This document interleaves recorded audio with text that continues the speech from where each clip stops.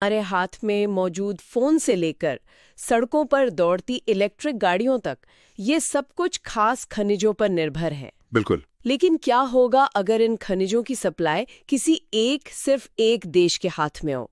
क्या होगा अगर वो देश सप्लाई रोक दे?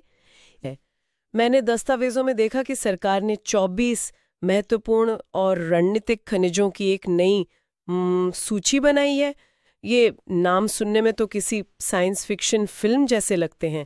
लिथियम, कोबाल्ट, नियोडिमियम, अचानक ये इतने महत्वपूर्ण क्यों हो गए? यहाँ जो बात सबसे दिलचस्प है वो ये है कि ये खनिज हमेशा से जमीन के नीचे थे, लेकिन हमारा भविष्य अब इन पर आकर टिक गया है। और चुनौती ये है कि हम इस खेल में बहुत देर से जागे हैं। आज दुनिया में रेयर अर्थ खनिजों के 60 से 70% उत्पादन, और जो इससे भी ज्यादा जरूरी है 80-90% प्रोसेसिंग पर चीन का नियंत्रण है। प्रोसेसिंग पर? हाँ, बिना प्रोसेसिंग के कच्चा खनिज किसी काम का नहीं। 90%? ये तो लगभग एकाधिकार है। पर चीन ने ये किया कैसे? चीन ने इसे एक लंबी रणनीति के तहत किया। देखिए, इन खनिजों की प्रोसेसिंग बहुत मुश्किल काम है। इसमें बहुत सारे केमिकल और ऊर्जा लगती है, और कई पश्चिमी देशों ने पर्यावरण की चिंताओं के कारण इसे दशकों पहले बंद कर दिया था।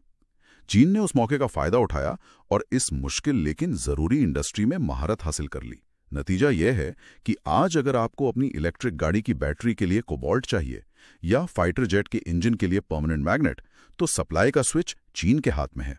अच्छा, तो ये 24 खनिजों की सूची उस स्विच को अपने हाथ में लेने की पहली कोशिश है। चलिए इसे थोड़ा और आसान बनाते हैं। हमारे रोजमर्रा के जीवन में ये कहाँ दिखते हैं? बिल्कुल, ये हमारी जिंदगी के हर हिस्से में है।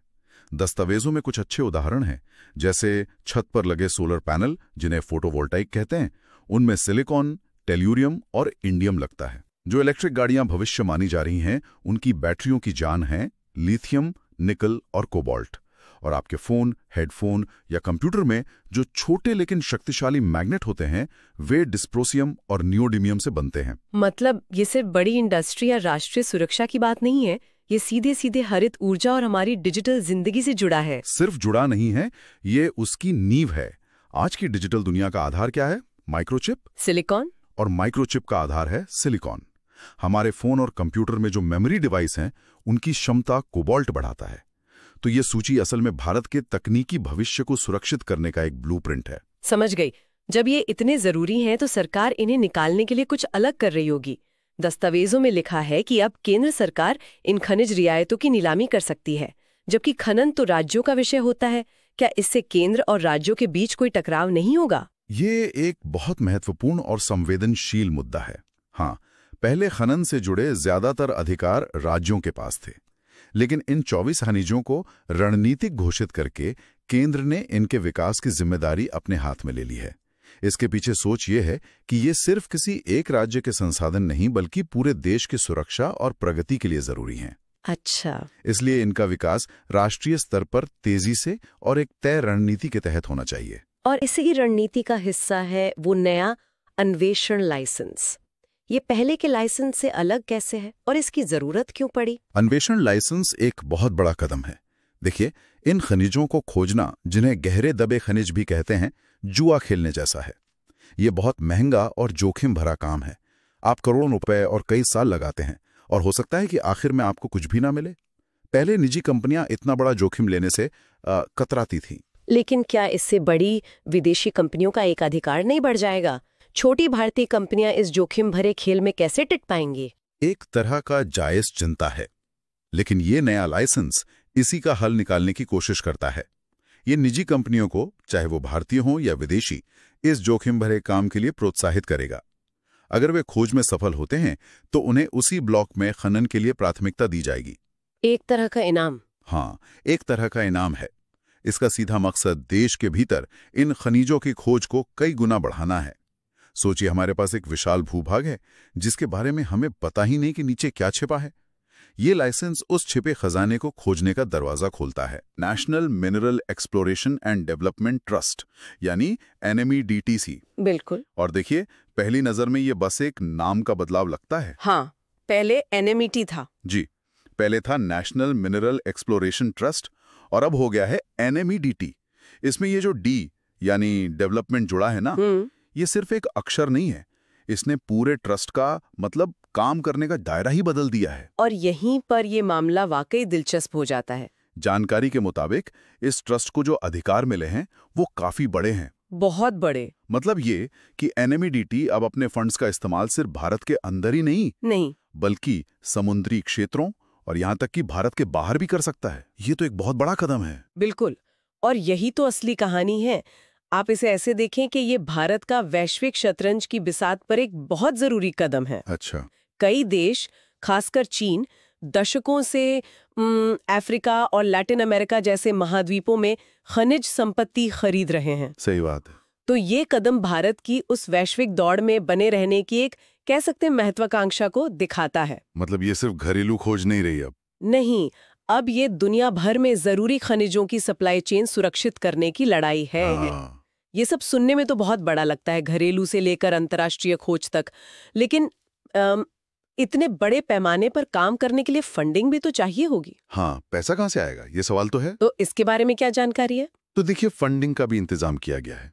जो माइनिंग लीज होल्डर्स हैं, मतलब पट्टेदार, वो पहले रॉयल्टी का 2% ट्रस्ट को देते थे। अच्छा। अब उसे बढ़ाकर 3% कर दिया गया। तो ये जो अतिरिक्त 1% है, ये पैसा कहाँ जाएगा? ये पैसा सीधे एक बहुत बड़े मिशन को फंड करेगा, नेशनल क्रिटिकल मिनरल मिशन, यानी NCMM। अच्छा, NCMM। जी। अगले 5 सालों में इस मिशन पर करीब 8,700 करोड़ रुपए खर्च करने की योजना है। क्रिटिकल मिनरल्स, ये शब्द हम आजकल बहुत सुन रहे हैं। थोड़ा आसान भाषा में समझाएंगी कि हम किन चीजों की बात कर रहे हैं? हाँ, जरूर। देखिए, जब हम क्रिटिकल मिनरल्स कहते हैं तो हमारा मतलब है लिथियम, कोबाल्ट और, लेकिन जो खदानें पहले से चल रही हैं, जो हमारा मौजूदा किला है, क्या उसे भी मजबूत करने के लिए कुछ किया गया है? मैंने पढ़ा कि कैप्टिव माइंस के लिए बिक्री की सीमा हटा दी गई है। ये कैप्टिव माइंस क्या थीं और इन पर ये सीमा क्यों थी? कैप्टिव माइंस, जैसा कि नाम से ही पता चलता है, वो खदानें होती हैं जो किसी खास इंडस्ट्री के लिए कैद होती हैं। मतलब एक स्टील प्लांट अपनी जरूरत के लिए लौह अयस्क की खदान चलाता है, या एक पावर प्लांट कोयले की खदान। ये खदानें मुख्य रूप से अपने मालिक यानी उस प्लांट की जरूरतें पूरी करने के लिए ही खनिज निकालती हैं। और इन पर सीमा ये थी कि ये अपना सारा माल खुले बाजार में नहीं बेच सकती थी, है ना? बिल्कुल। पहले का नियम ये था कि ये खदानें एक साल में अपने कुल उत्पादन का सिर्फ 50% तक ही खुले बाजार में बेच सकती थी, वो भी अपनी जरूरतें पूरी करने के बाद। मान लीजिए एक स्टील प्लांट को एक साल में 100 टन लौह अयस्क चाहिए, लेकिन उसकी खदान 200 टन का उत्पादन करती है। तो अपनी जरूरत पूरी करने के बाद उसके पास 100 टन अतिरिक्त अयस्क है। पुराने नियम के तहत वो इसका सिर्फ 50 टन ही बाजार में बेच सकता था। तो बाकी 50 टन का क्या होता था? वो बस वहीं पड़ा रहता था। ये तो सरासर बर्बादी लगती है। और ये बर्बादी ही थी। वो कीमती संसाधन खदान में एक ढेर बनकर रह जाता था, जबकि देश में शायद कहीं और उसकी जरूरत होती है। अब नए नियम में ये 50% की सीमा पूरी तरह हटा दी गई है। पूरी तरह? हाँ। अब कैप्टिव खदान के मालिक अपनी जरूरतें पूरी करने के बाद बचा हुआ 100% खनिज बाजार में बेच सकते हैं। ये संसाधनों के सबसे अच्छे उपयोग को बढ़ावा देता है। जो खनिज पहले सिर्फ एक ढेर था, अब वो अर्थव्यवस्था का हिस्सा बनेगा। ये तो बहुत तार्किक कदम लगता है। इसी से जुड़ी एक और दिलचस्प बात स्रोतों में है, डंप या स्टैक किए गए खनिजों को बेचने की इजाजत। ये सुनने में तो ऐसा लगता है जैसे चट्टानों के पुराने ढेर या कचरा बेचा जा रहा है। एक तरह से ये कचरे को खजाने में बदलना ही है। यानी ये कबाड़ से जुगाड़ का एक राष्ट्रीय स्तर का संस्करण है। हाँ, बिल्कुल। तो ये कबाड़ जमा क्यों होता है? से खनिज जमा हो जाते हैं जो या तो कम गुणवत्ता वाले होते हैं या जिन्हें उस समय की तकनीक से प्रोसेस करना आर्थिक रूप से फायदेमंद नहीं होता। इन्हें खदान के किसी कोने में डंप कर दिया जाता है। लेकिन ये ढेर सिर्फ जमीन नहीं घेरते, इनके कई पर्यावरणीय नुकसान भी हैं। जैसे कि ये ढेर जमीन खराब करते हैं, हवा चलने पर धूल प्रदूषण फैलाते हैं और बारिश में इनसे रसायन बहकर पानी के स्रोतों को भी प्रदूषित कर सकते हैं। इसके अलावा ये बड़े बड़े ढेर खदान की स्थिरता के लिए भी खतरा बन सकते हैं। नया नियम इन ढेरों को बेचने की इजाजत देता है। इससे 2 फायदे होते हैं। एक, जो सालों पहले कचरा था, हो सकता है कि आज की नई तकनीक से उसे प्रोसेस करना फायदेमंद हो गया हो। अच्छा। तो वो कचरा अब एक संसाधन बन गया।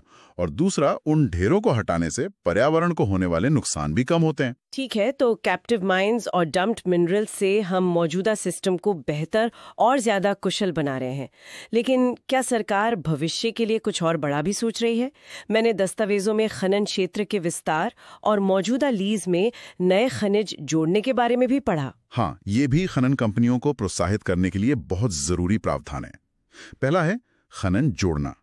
मान लीजिए किसी कंपनी के पास लौह अयस्क निकालने का पट्टा है। खुदाई के दौरान उन्हें उसी क्षेत्र में कोबाल्ट भी मिल जाता है, जो हमारी महत्वपूर्ण सूची में है।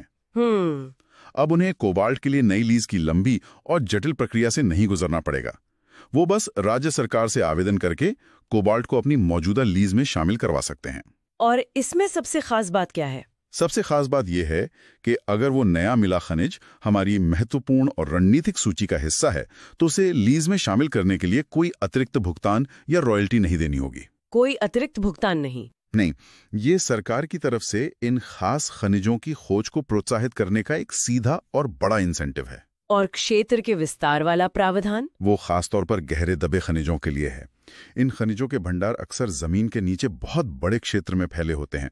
हो सकता है कि आपका लीज एरिया एक बड़े भंडार के बीच में ही खत्म हो जाए।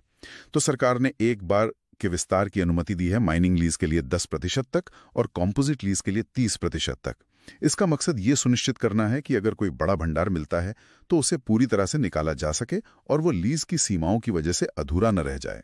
और आखिर में एक बहुत ही आधुनिक लगने वाला प्रावधान है मिनरल एक्सचेंज का। क्या ये खनिजों का स्टॉक मार्केट जैसा कुछ है? आपकी तुलना एकदम सटीक है। ये एक इलेक्ट्रॉनिक ट्रेडिंग प्लेटफॉर्म होगा जहां खरीदार और विक्रेता पारदर्शी तरीके से खनिजों का व्यापार कर सकेंगे। जैसे स्टॉक एक्सचेंज पर शेयर खरीदे बेचे जाते हैं। ठीक वैसे ही ये भारत के खनिज क्षेत्र के लिए एक क्रांतिकारी कदम हो सकता है, जो अभी तक काफी हद तक मतलब अपारदर्शी और व्यक्तिगत सौदों पर चलता है। तो इसे नियंत्रित कौन करेगा? स्टॉक मार्केट की तरह क्या इसका भी कोई सेबी जैसा रेगुलेटर होगा? बिल्कुल, बिना रेगुलेटर के ऐसा बाजार अराजक हो सकता है। दस्तावेज के अनुसार केंद्र सरकार इसे रजिस्टर और रेगुलेट करने के लिए एक अथॉरिटी बनाएगी। यह अथॉरिटी नियम बनाएगी कि कौन इस एक्सचेंज पर ट्रेड कर सकता है, रजिस्ट्रेशन कैसे होगा, फीस क्या होगी और सबसे जरूरी इनसाइडर ट्रेडिंग। हाँ, ये इनसाइडर ट्रेडिंग को रोकने के लिए नियम बनाएगी ताकि कोई अंदरूनी जानकारी का फायदा उठाकर अनुचित लाभ ना कमा पाए। इससे खनिजों की सही कीमत तय करने में मदद मिलेगी और पूरे सेक्टर में पारदर्शिता आएगी। तो अगर हमें इन सभी बदलावों को एक साथ रख के देखना हो तो बड़ी तस्वीर क्या बनती है? अगर हम इन सब को जोड़कर देखें तो ये एक सोची समझी 3 स्तरीय रणनीति है। पहला स्तर, भविष्य के लिए जरूरी 24 खनिजों की पहचान करना और उन्हें निकालने के लिए निजी क्षेत्र को हर तरह का प्रोत्साहन देना ताकि चीन जैसे देशों पर हमारी निर्भरता कम हो। दूसरा स्तर, हमारे मौजूदा खनन सिस्टम को ज्यादा से ज्यादा कुशल बनाना ताकि बर्बादी रुके और हर कण का इस्तेमाल हो। और तीसरा स्तर, इस पूरे क्षेत्र के लिए एक आधुनिक, पारदर्शी और डिजिटल बाजार यानी मिनरल एक्सचेंज की नींव रखना। तो ये सिर्फ नियमों में कुछ फेरबदल नहीं है, बल्कि ये खनन को लेकर भारत की पूरी सोच में एक बुनियादी बदलाव है। बिल्कुल सही। ये सिर्फ तकनीकी बदलाव नहीं है, बल्कि ये एक रणनीतिक बदलाव है। इसका लक्ष्य एक प्रतिस्पर्धी दुनिया में हाईटेक निर्माण, हरित ऊर्जा और राष्ट्रीय सुरक्षा के लिए भारत की सप्लाई चेन को सुरक्षित करना है। ये दूसरे देशों पर निर्भरता कम करने और आत्मनिर्भरता की दिशा में एक ठोस, सोचा समझा कदम है। ये मेक इन इंडिया को जमीनी स्तर पर मजबूत करने की एक कोशिश है, जहां हम सिर्फ असेंबल ना करें बल्कि बनाने के लिए जरूरी कच्चा माल भी यहीं पैदा करें। ये सब सुनकर एक विचार मन में आता है। ये बदलाव एक रेगुलेटेड मिनरल एक्सचेंज का रास्ता साफ करते हैं जो स्टॉक मार्केट की तरह काम करेगा। तो एक बात सोचने वाली है, जब ये महत्वपूर्ण खनिज जो हमारे हरित भविष्य और राष्ट्रीय सुरक्षा के लिए इतने जरूरी हैं, एक खुले एक्सचेंज पर व्यापार की वस्तु बन जाएंगे, तो वित्तीय अटकलें यानी फाइनेंशियल